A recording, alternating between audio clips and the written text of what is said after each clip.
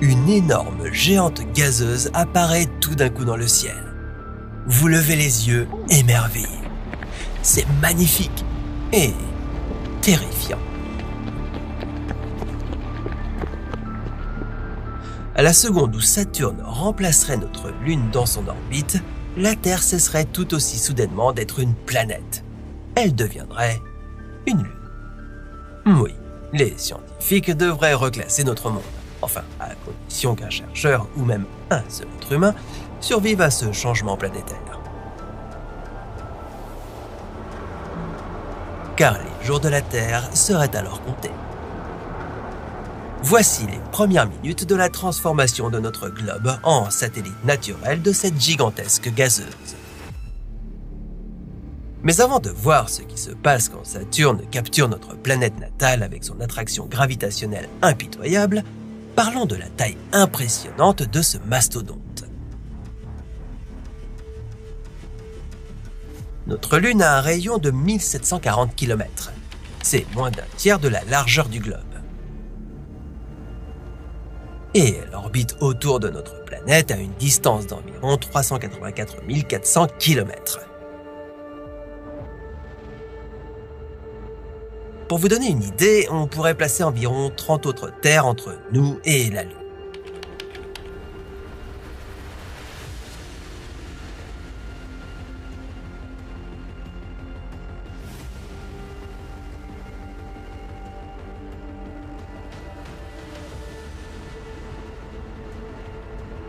S'étendant jusqu'aux confins de l'horizon.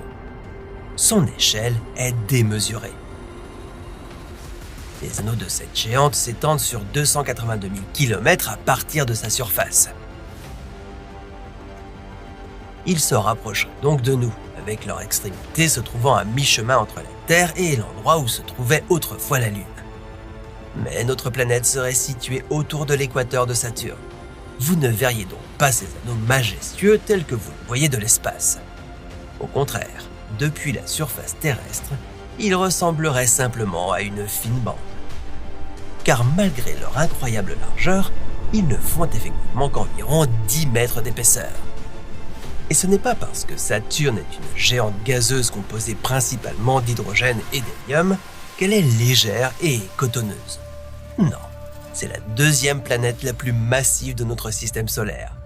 Elle est gigantesque et lourde. Elle est environ 95 fois plus massive que la Terre. Et rappelez-vous que la planète bleue est 81 fois plus massive que la Lune. Donc, d'après mes calculs, cela rendrait Saturne 7700 fois plus massive que la Lune. Et bien sûr, vous savez ce que possèdent les objets massifs, pas vrai? Une énorme force gravitationnelle. Oui, dès que Saturne apparaîtrait dans le ciel, elle commencerait à attirer notre globe vers elle. Tout comme la Lune attire les océans terrestres et provoque les marées, Saturne ferait de même. Mais à une échelle difficilement imaginable. L'attraction gravitationnelle serait des milliers de fois supérieure à celle à laquelle nous sommes habitués. Ces forces de marée extrêmes créeraient d'énormes renflements dans les océans et les mers. Les marées se retireraient vers le large comme des torrents déchaînés, puis reviendraient sous forme de vagues de plusieurs centaines de mètres de haut. Les navires seraient alors d'abord échoués sur les fonds marins, avant d'être écrasés par le retour des eaux. Les villes côtières seraient submergées et décimées. Et ces forces gravitationnelles n'agiraient pas seulement sur les étendues d'eau, elles le feraient aussi sur les continents. La surface de notre monde peut sembler solide, mais elle est en réalité assez fragile face aux forces planétaires. Chaque ligne de faille serait soumise à des contraintes dépassant son point de rupture. Vous devriez fuir les tremblements de terre qui se propageraient partout et les éruptions volcaniques qui rejetteraient des cendres et des gaz toxiques dans l'atmosphère. Il y aurait des méga-tsunamis et des méga-séismes. Les villes seraient secouées jusqu'à ce qu'il n'en reste plus que des décombres. Et s'il y avait encore des services d'urgence après ça, aucune aide ne viendra. Les routes seraient impraticables. Donc si vous vous retrouviez coincé quelque part au milieu d'un tremblement de terre, ce serait la fin. Personne ne viendrait vous sauver. Mais nous n'allons pas nous débarrasser de vous aussi facilement. D'une manière ou d'une autre, vous survivrez au chaos initial, juste assez longtemps pour que vous puissiez assister à la transformation de la Terre, qui passera de notre planète stable et familière à la Lune instable d'un géant envahisseur.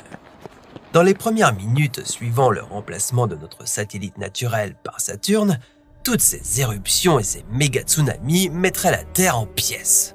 Alors, profitez de la vue si vous le pouvez, car les choses vont devenir encore plus dingues et plus mortelles. À cause de l'énorme masse de Saturne, la Terre commencerait immédiatement à être éloignée de sa trajectoire habituelle. Et comme je l'ai déjà dit, elle ne serait plus une planète, elle deviendrait une lune de Saturne. Elle changerait lentement de trajectoire et tomberait en orbite autour de la géante gazeuse. Mais elle ne serait pas une des lunes ordinaires de Saturne, comme Titan. Non, la Terre serait prise dans une spirale mortelle, attirée de plus en plus près de l'immense planète. Et en parlant des satellites naturels de Saturne, vous voyez ce rocher gris qui grandit dans le ciel? C'est Dioné. Et oui, c'est une mauvaise nouvelle pour vous. Cet objet céleste n'est pas à prendre à la légère. C'est la 4e plus grande lune de Saturne, et elle orbite à peu près à la même distance que la Lune gravite autour de notre globe. Et n'espérez pas avoir une pause dans cet épisode. Dioné est sur une trajectoire de collision avec la Terre. Oui, ce satellite naturel est environ 3 fois plus petit que le nôtre. Mais c'est tout de même un rocher assez gros qui est sur le point de frapper notre planète. Vous vous souvenez de l'astéroïde de Chicxulub qui a anéanti les plus grands animaux qui aient jamais parcouru notre globe? Oui, ce tueur de dinosaures mesurait environ 10 km de diamètre. Eh bien, Dioné est 100 fois plus grand. Se faire percuter par ce gros bloc ferait mal. Vraiment très mal. Au début, vous ne remarqueriez qu'une nouvelle lune se levait. Elle semblerait petite et insignifiante, mais elle grandirait rapidement. Ça signifie qu'elle se rapprocherait de plus en plus, jusqu'à ce qu'elle atteigne finalement l'atmosphère riche en oxygène de la Terre et s'embrase en une énorme boule de feu. Notre ciel tout entier serait en flammes. Et en tombant vers notre planète, Dioné prendra de la vitesse. Sa vélocité orbitale normale de 10 km/s augmenterait, accélérée par l'attraction gravitationnelle terrestre. Cette lune rocheuse dense d'un diamètre de 1120 km frapperait la surface du globe et creuserait un trou profond dans sa croûte, créant instantanément un cratère de lave de la taille d'un pays. Au moment de l'impact, l'énergie libérée enverrait une onde de choc ardente qui balayerait la Terre à des milliers de kilomètres à l'heure, incinérant tout sur son passage. Des séismes se propageraient dans le monde entier à partir du cratère d'impact, rasant les villes, les forêts et même les chaînes de montagnes. Le contre-coup du choc projetterait une éclaboussure de magma en fusion dans le ciel, qui retomberait sur Terre sous forme de pluie de lave brûlante. Si l'impact se produisait à l'angle et à la vitesse appropriée, cette goutte de roche en fusion serait propulsée en orbite pour devenir une autre lune. Mais elle tournerait autour d'une Terre très différente de celle que nous connaissons aujourd'hui. Et cette nouvelle version de notre planète serait une boule ardente et inhabitable recouverte d'océans de magma incandescent.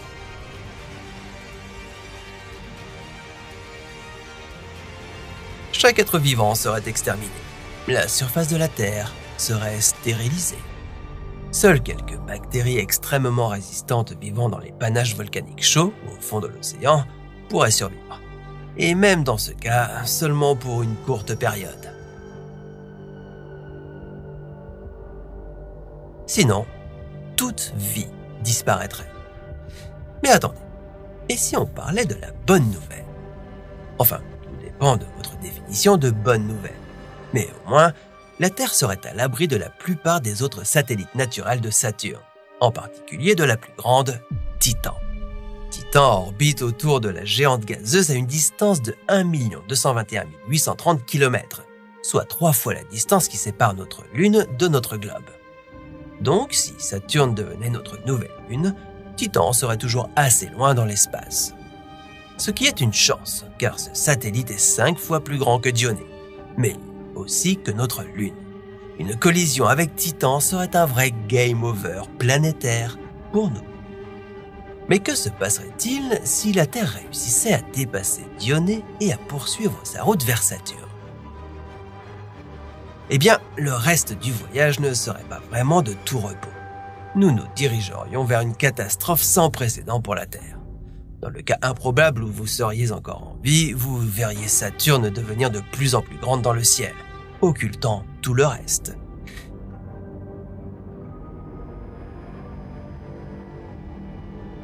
Quel spectacle! Mais ce n'est pas parce que nous avons réussi à éviter une lune que nous sommes hors de danger. Saturne compte 274 satellites naturels confirmés dans son orbite, plus que toute autre planète. Certains, comme Titan, sont plus grands que Mercure, mais d'autres ne mesurent que 20 km de diamètre, comme Pan. Par chance, si Saturne remplaçait notre Lune, il ne resterait que 11 de ses corps célestes, entre la géante gazeuse et nous. La Terre dériverait effectivement à travers un parcours d'obstacles. Mais la bonne chose est que la plupart de ces lunes sont petites et un impact ne serait que légèrement catastrophique. Mais au moment où la Terre passerait le cap des 300 000 km de Saturne, nous risquerions de percuter Tétis, sa 5e plus grande lune. Une collision avec elle serait similaire à une collision avec Dionée et tout aussi destructrice. Même si nous réussissions à simplement frôler Tétis, notre globe serait secoué par de nouvelles forces de marée encore plus dévastatrices. Un passage à proximité provoquerait le déferlement de ce qui resterait de nos océans. Des vagues de plusieurs centaines de mètres de haut s'abattraient sur les côtes. À 180 000 km de distance, nous nous rapprocherions d'une autre lune de Saturne, Mimas.